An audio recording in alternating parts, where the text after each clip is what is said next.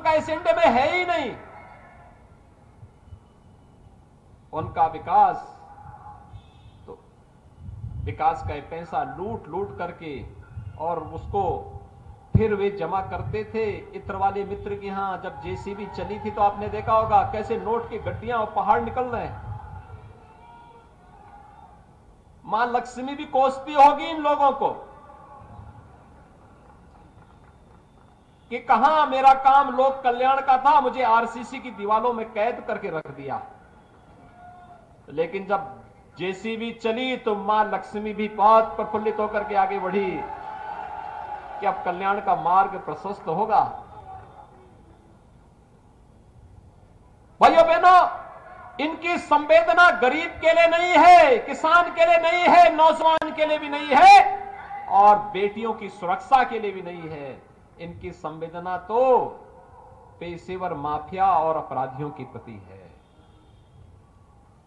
आपने देखा होगा कोरोना कालखंड में सपा बसपा कांग्रेस का कोई नेता नहीं आया होगा। आपके लिए जनरल साहब आए होंगे, भाजपा के पदाधिकारी आए होंगे, धर्मेश जी आए होंगे, अनिल जी आए होंगे, इसके अलावा कोई अन्य आपके बीच नहीं आया होगा उस समय। ये सभी नेता होम आइसोलेशन में थे। तो इस समय जब आए तो उनको यही बोलने की आवश्यकता है।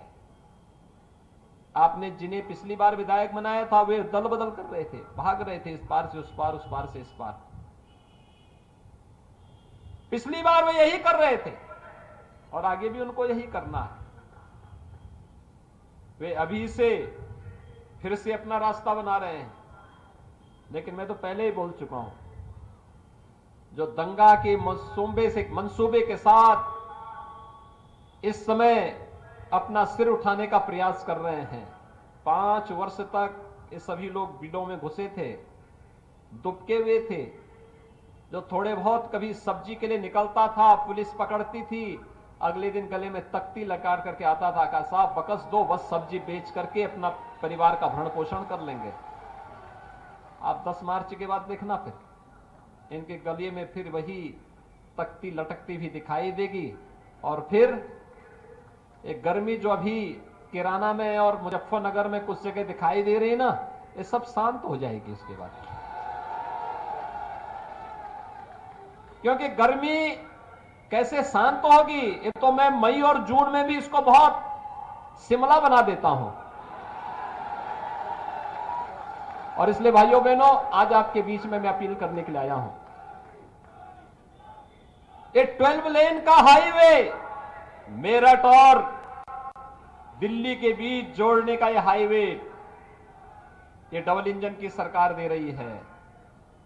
और यही नहीं, हापुड़ के वासियों को हापुड़ का पापड़ अगर हमें कभी प्रयागराज में बेचना हो तो मात्र 6 घंटे में इस दूरी को तय करने के लिए गंगा एक्सप्रेस जो बना रहे हैं हम लोग।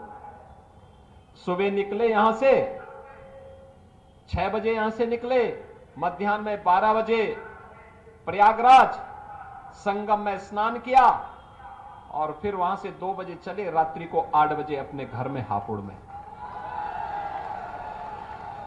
ये डबल इंजन की सरकार का लाभ है। ओलंपिक में भी हमारे युवा पदक प्राप्त करेंगे। स्पोर्ट्स यूनिवर्सिटी यही मेरठ पे हम लोग दे रहे हैं। सपा बसपा की सरकार में तमंचे की फैक्ट्री लगती थी और हम लोग डिफेंस कॉरिडोर दे रहे हैं। डिफेंस कॉरिडोर, यहां जो तोप बनेगी और यहां का नौजवान जब उस तोप के ऊपर चढ़ करके पाकिस्तान की सीमा में उसको दहाड़ेगा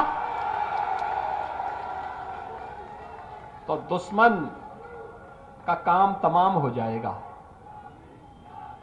भाइयों बहनों, सोच देख सकते हैं और उसी सोच को लेने के लिए, देने के लिए आज एक बार फिर मैं आपके पास आया हूं, आप सबसे अपील करने के लिए। कोरोना में हो सकता है चुनाव आयोग बड़ी रैली करने की अनुमति न दे। अपार उत्साह है। आज मैं प्रातःकाल बुलंदशहर में था, अलग अलग विधानसभा क्षेत्रों में था। क्या उत्साह है, क्या उमंग है। जनता चुनाव लड़ रही है। जब जनता आगे हो और नेता पीछे हो, मान करके चलो, लोक कल्याण का मार्ग प्रशस्त हो रहा है। यही लोकतंत्र है। जनता उत्साह के साथ है, एक ही संकल्प है, डबल इंजन की सरकार आनी ही चाहिए, भारतीय जनता पार्टी नेतृत्व की सरकार आनी ही चाहिए।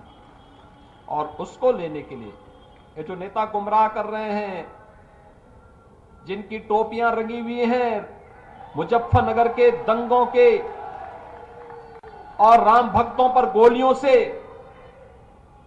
उन लोगों को जनता के बीच में आने का तो कोई नैतिक अधिकार होना ही नहीं चाहिए, कोई नैतिक अधिकार नहीं होना चाहिए। लेकिन लोकतंत्र है, वे अपनी बात बोले, लेकिन भाइयों बहनों, गुमराह होने की आवश्यकता नहीं, जनता को बताने की आवश्यकता है। एक ही बात बता देने की आवश्यकता है। जब इनको अवसर मिला था तब बिजली नहीं दी, आज फ्री की बात करते हैं। तब तो दी नहीं, तब दंगा करवाते थे, और अंधेरा इसलिए भी करवाते थे जिससे इनके गुंडे दंगा करा करके फिर आग लगा सके। यही तो करवाते थे। मुजफ्फरनगर का दंगा हो, कोसी कला का दंगा हो, मेरठ का उपद्रव हो, बुलंदशहर का उपद्रव हो, और इनको लगता है कि चुनाव में प्रत्याशी बना देंगे तो ये दंगाई सुरक्षित हो जाएंगे। अगर प्रदेश की जनता जनार्दन की सुरक्षा के साथ किसी ने खिलवाड़ किया तो ये वो भी जानता है कि डबल इंजन की सरकार इसको कोई भी स्वीकार नहीं करेगी। और भाइयों बहनों, आज आप सबको यही आश्वस्त करने के लिए मैं आया हूं, कोरोना के प्रोटोकॉल का हम पालन करेंगे।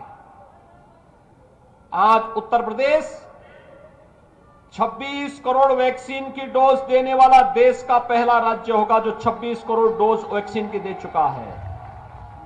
वैक्सीन कोरोना का कवच है। कितने लोगों ने वैक्सीन ली है? ये फ्री वैक्सीन सबको वैक्सीन है। कोरोना का सबसे बेहतर बचाव। जिन लोगों ने नहीं ली है, अगले 2 दिन के अंदर वह वैक्सीन जरूर ले लें। ये फ्री है, सबके लिए है। वैक्सीन के बारे में जो बोलते थे कि वैक्सीन बीजेपी की वैक्सीन है, ये मोदी वैक्सीन है, उनसे बोलना चाहिए कि उत्तर प्रदेश में 99% से अधिक लोगों ने वैक्सीन ले ली। ये मान के चलिए कि ये बीजेपी वादी हो गए हैं 99% से अधिक लोग। तो यानी उनके जीवन के साथ ये लोग खिलवाड़ कर रहे थे। और किस नैतिकता के साथ आज उनके सामने आते हैं, जनता जनार्दन के पास आते हैं। और इसीलिए मेरी आप सबसे अपील है कि भाइयों बहनों, इन्होंने वैक्सीन के मामले में गुमराह करने का प्रयास किया, इन्होंने खाद्यान्न के मामले में गरीबों का अन्न हड़पने का काम किया। इन लोगों के समय में किसान प्रताड़ित था, नौजवान परेशान था, नौजवानों के लिए नौकरी निकलती थी, चाचा भतीजा वसूली के लिए निकल पड़ते थे। लेकिन अब तो नौकरी निकलती है, पूरी पारदर्शी तरीके के साथ यूपी के नौजवानों को नौकरी मिलती है। पुलिस की भर्ती, सेना की भर्ती, किसी भी भर्ती में उत्तर प्रदेश का नौजवान अग्रणी भूमिका के साथ आगे आता है। ये जो क्रम है यह निरंतर आगे बढ़ता रहे, चलता रहे। इस संकल्प के लिए आज हम सब आपके बीच आए हैं।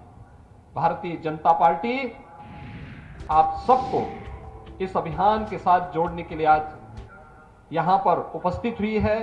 मेरी आप सबसे अपील होगी, भारतीय जनता पार्टी ने श्री धर्मेश सिंह तोमर जी को अपना प्रत्याशी बनाया है।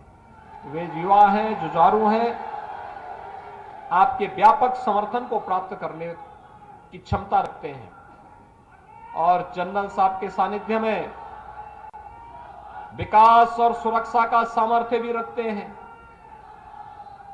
आप सभी लोग धर्मेश तोमर के पक्ष में समर्थन देने के लिए संकल्पित हैं। सभी लोग दोनों हाथ खड़ा करके मुझे बताइए, दोनों हाथ मुट्ठी बंद करके बोलिए, दोनों हाथ ना करके बोलेंगे भारत माता की, भारत माता की, भारत माता की।